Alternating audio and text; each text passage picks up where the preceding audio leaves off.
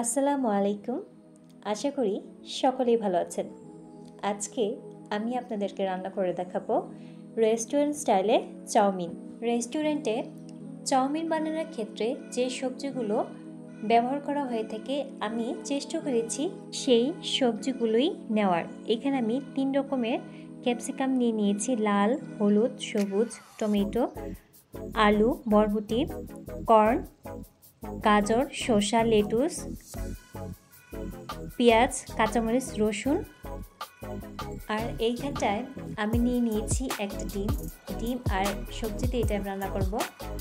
আর নিয়ে নিয়েছি ACI pure চাউমিনটা, যেটা আমি শপিং থেকে নিয়ে নিয়েছিলাম। আর এখানে নিয়ে নিয়েছি সবজিগুলো সাইড করে রেখে এখন আমি সসের একটা মিক্সচার বানিয়ে নেব, কারণ আজকে আমি রান্না করব মাটির চুলায়।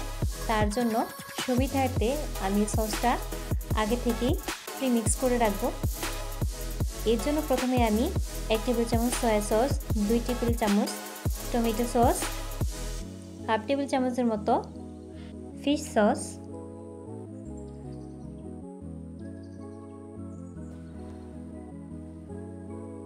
আর হাফ টেবিল চামচের মতো ভিনিগার। মেয়োনিজটা যার যার স্বাদ মতো দিয়ে নেবেন, আমি এখানে আমার স্বাদ মতো নিয়ে নিয়েছি। আর দিব গোলমরিচ আর টেস্টি সল্ট দিয়ে ভালো করে মিক্স করে সাইড করে রেখে দিব। আর এখন আমি ক্যাপসিকাম সহ অন্যান্য সবজিগুলো কেটে নেব। এখানে আমি ক্যাপসিকাম কাটাটা দেখাচ্ছি যেভাবে, এইভাবেই ক্যাপসিকাম কাটলে সুন্দরভাবে কাটা যায়। আপনারা দেখে বুঝে নেবেন কীভাবে ক্যাপসিকাম কাটতে হয়। তো আগের থেকে আমি এখানে সবগুলো সবজি, সস এগুলো ভালো করে প্রিমিক্স করে নিয়ে নিয়েছি, কারণ মাটির চুলায় একবার আগুন ধরালে অন্য সব কাজ করা যায় না। বিশেষ করে এই চাইনিজ রান্নার ক্ষেত্রে সব জিনিস আগে থেকে জোগাড় করে নিলেই ভালো হয়। আর এখানে আমি ক্যাপসিকাম কেটে আমি এখানে একটা সুইট কর্ন নিয়ে নিয়েছি, সেটাও আমি ভালো করে ছিলে কেটে সাইড করে রেখে দিয়েছি। আর পরবর্তীতে আমি সব অফ ক্যামেরা এগুলো কেটে নিয়েছি, যেমন আলু, শসা, গাজর, বরবটি, লেটুস পাতা, পেঁয়াজ, টমেটো, কাঁচামরিচ, ধনিয়া পাতা, রসুন। আর এখানে ডেকোরেশনের জন্য নিয়ে নিয়েছি। আর এই দিকটায় আমি চুলা ধরিয়ে পানি জাল করতে দিয়ে গিয়েছি। আর জাল হয়ে গেলে আমি সামান্য পরিমাণ তেল দিয়ে এখানে চাউমিনটা দিয়ে দিয়েছি। এই চাউমিনটা সিদ্ধ হতে একটু সময় লাগে। আমার এই মাটির চুলায় সিদ্ধ হতে প্রায় 15 মিনিটের মতো লেগে গিয়েছিল। তারপর আমি চাউমিনটা সেদ্ধ করে ঝরা দিয়ে ঠান্ডা পানি দিয়ে ধুয়ে নিয়ে সাইড করে রেখেছি। তারপর চুলায় আবারও কড়াই বসিয়ে পরিমাণ মতো তেল দিয়ে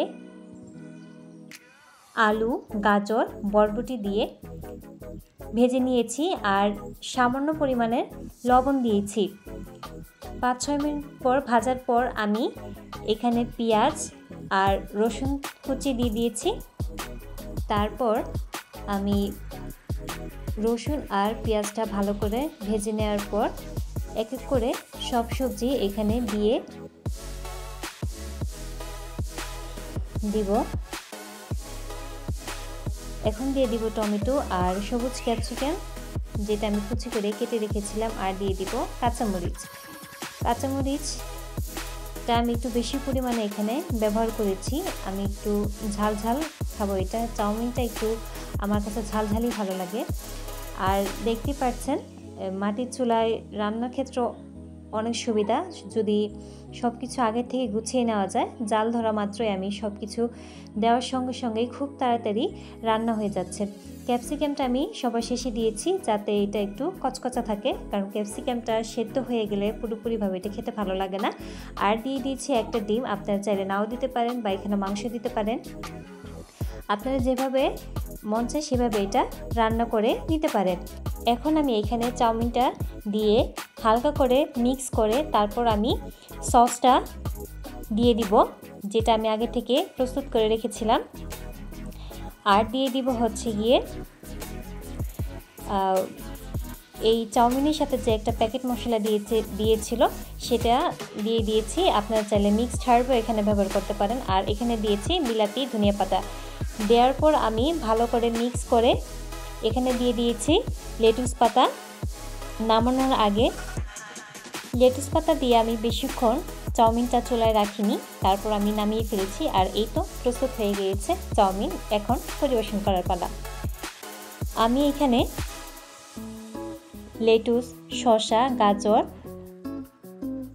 আর বিলাতি ধনিয়া পাতা আর উপর থেকে সামান্য পরিমাণ তিল দিয়ে, সাদা তিল দিয়ে এটা আমি পরিবেশন করেছি।